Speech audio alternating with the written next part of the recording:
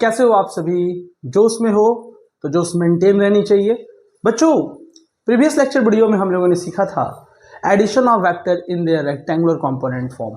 बच्चों, आज के इस लेक्चर वीडियो में हम लोग सीखेंगे पोजीशन वेक्टर। आइए बातों को सीखते हैं, समझते हैं, जानते हैं। बच्चों देखिएगा जरा सा कि मान लीजिए कि कोई एक वेक्टर है। आपको पता है कि सर एक वेक्टर होता है, तो वेक्टर के पास उसके पास एक टेल होती है और उसके पास क्या होता है, एक हेड होता है। तो अगर टेल है तो उस टेल का मैं पॉइंट का नाम मैं लिख देता हूँ ए, और हेड के पॉइंट का नाम मैं बी लिख देता हूँ। तो इस अगर मैंने पॉइंट दे दिए, दोनों के नाम दे दिए, यहाँ पे एक पॉइंट का नाम दिया बी, यहाँ पे एक पॉइंट का मीन्स टेल का नाम दिया ए, तो इसको लिखने का तरीका क्या होगा सर? लिखने का तरीका होगा ए बी वैक्टर। ठीक है, मान लीजिए मैं एक और वेक्टर बनाता हूँ कुछ इस प्रकार का।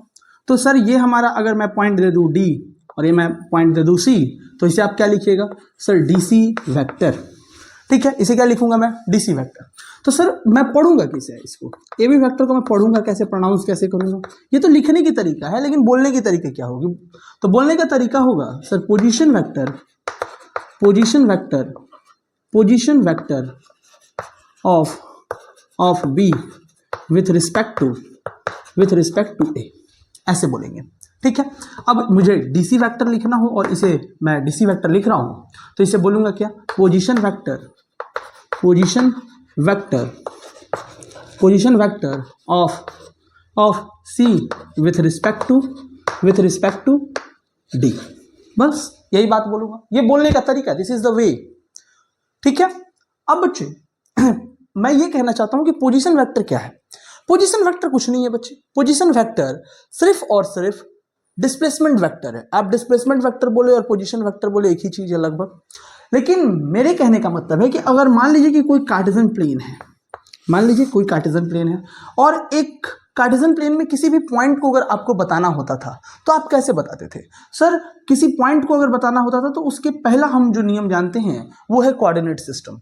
हाँ, मैं उसके कोऑर्डिनेट से बताता था कि सर मैं पहले एक्स में चलता था, मान लीजिए ए आई कैप में एक्स में चलता था, और फिर मैं क्या चलता था? बी में चलता था, सर बी जे कैप में चलता था। तो इस पॉइंट को आप लिखते थे कोऑर्डिनेट के फॉर्म में ए कॉमा बी। बच्चे आज से आप एक बात और सीखिएगा कि अगर आप किसी भी कोऑर्डिनेट को आप लिखते हैं ए कॉमा बी, तो इस पॉइंट को आपने फाइंड आउट कर लिया होगा। ठीक है, पहला बात ये तो पहला वे है कि किसी भी पॉइंट को मुझे बताना है तो उसको कोऑर्डिनेट के फॉर्म में बताएंगे।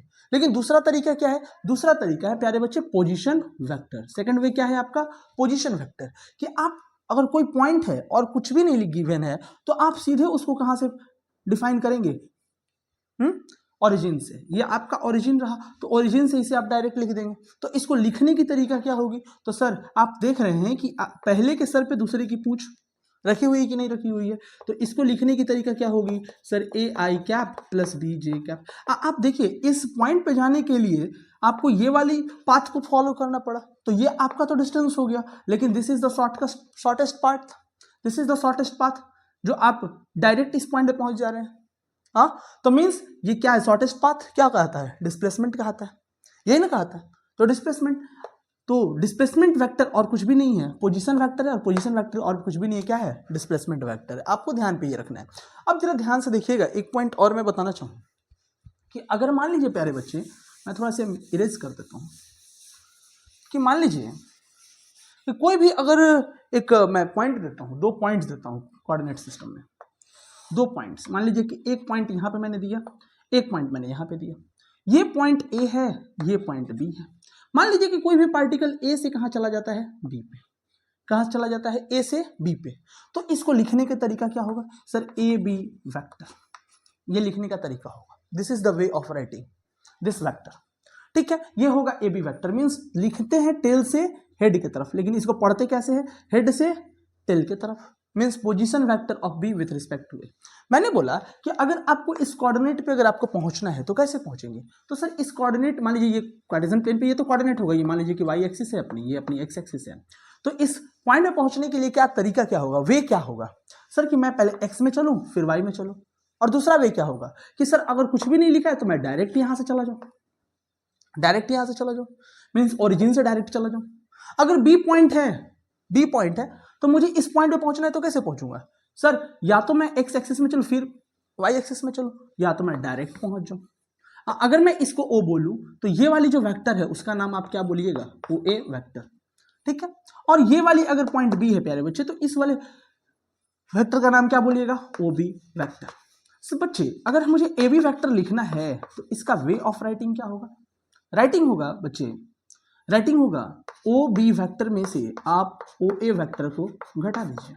ओ बी वेक्टर में से आप क्या करेंगे, ओ बी वेक्टर में से ओ ए वेक्टर को घटा देंगे। ऐसा क्यों, क्योंकि बच्चे ये वाला फाइनल है और फाइनल माइनस इनिशियल, तो पोजीशन वेक्टर कुछ भी नहीं है, चेंज इन डिस्प्लेसमेंट है आपका, यही डिस्प्लेसमेंट हुआ, means final minus initial. Final vector में से हम इनिशियल वेक्टर को क्या कर देंगे, घटा देंगे, तो मुझे क्या निकल जाएगा, ए बी वेक्टर। अगर मैं कहूं कि यहाँ का कोऑर्डिनेट अगर प्यारे बच्चे ए, यहाँ का कोऑर्डिनेट अगर हमारा ए वेक्टर का ए एक्स कॉमा ए वाई है, ए एक्स कॉमा ए वाई है, और ये बी वेक्टर का जो कोऑर्डिनेट है मान लेते हैं वो B X comma B Y है, तो कैसे लिखेंगे सर, अगर मुझे बी वेक्टर को लिखना हो तो मैं लिखूंगा बी एक्स आई कैप प्लस बी वाई जे कैप, ऐसे लिखूंगा, बी वाई जे कैप ऐसे, ठीक है। बीच में लगाऊंगा माइनस, ओ ए वेक्टर को कैसे लिखूंगा सर, उसको लिखने का ए एक्स आई कैप प्लस ए वाई जे कैप, ऐसे लिखूंगा।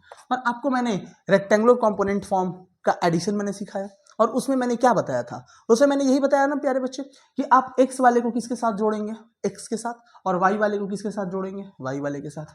तो मैं ऐसे लिखूंगा सर बी एक्स माइनस, ये माइनस क्योंकि इस माइनस को इसमें डाल सकते हैं, तो ये आ जाएगा माइनस ए एक्स, और आई कैप क्या आ जाएगा प्यारे बच्चे बाहर, बीच में लिखेंगे प्लस, और क्या होगा B X minus D Y, ठीक है।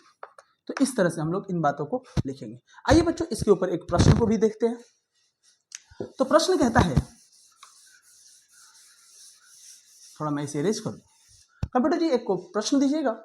प्रश्न कहता है, देखिए मेरे बच्चे, प्रश्न कहता है कि एक हमारे पास कोऑर्डिनेट है जहां से एक बर्ड फ्लाई करना स्टार्ट करता है पॉइंट ए से, और इस पॉइंट ए का जो कोऑर्डिनेट उसने दिया है 1,2, और दूसरा जो दिया है वो पॉइंट है -2, -4, यही कोऑर्डिनेट्स दिए हैं आपके, -2, -4, ठीक है।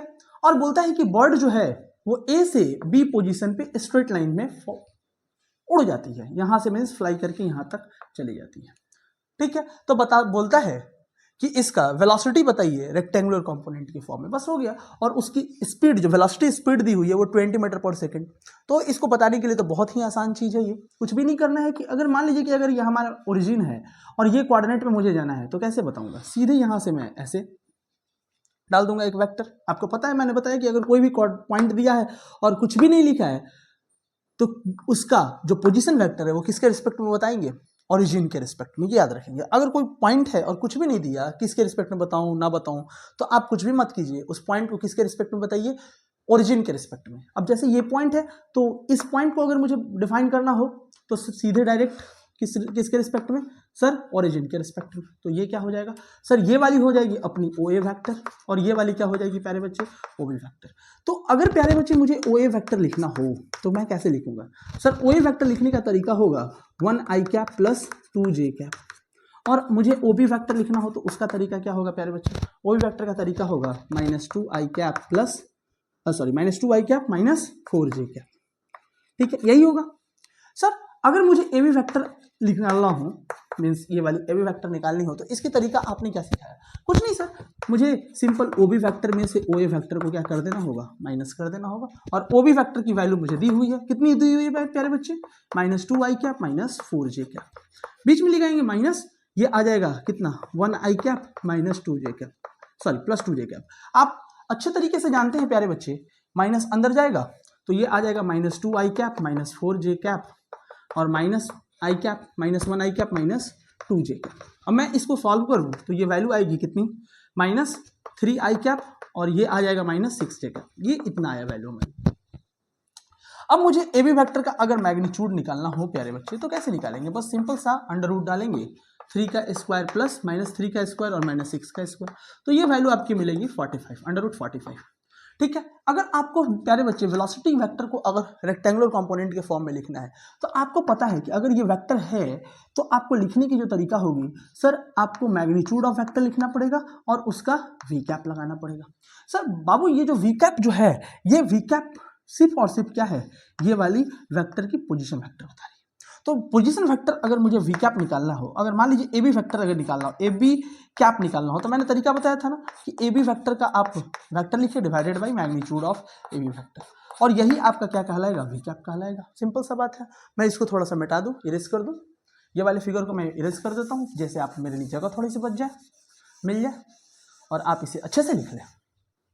ठीक है, अब देखिए, तो ये वी कैप की वैल्यू है, तो आप वी वेक्टर की वैल्यू आपको दिया हुआ है 20 मीटर पर सेकेंड, और आपको ए बी वेक्टर हमारी ये है प्यारे बच्चे, ए बी वेक्टर हमारी अपनी ये है -3i कैप -6 का जे कैप डिवाइडेड बाई हमारी magnitude of A B vector की वैल्यू दी हुई है कितना, √45।